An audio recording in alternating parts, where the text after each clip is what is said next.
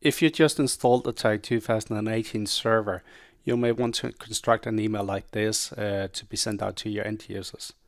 If the end user is already running the 2018 client, they don't have to do anything because it will update automatically next time they log on.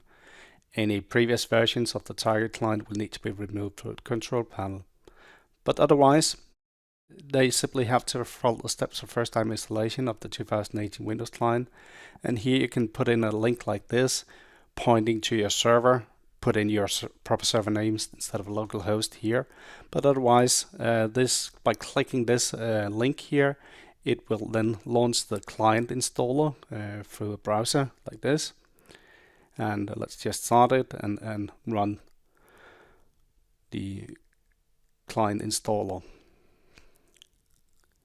And that's what it's doing right here. And once it has completed that, you can then have a second link here that will give the end users the proper connections to your server. And again, of course, replace localhost with whatever server name you're working on. And in that way, the end users will get connected to the correct server. They'll also get a shortcut in the start menu to this server.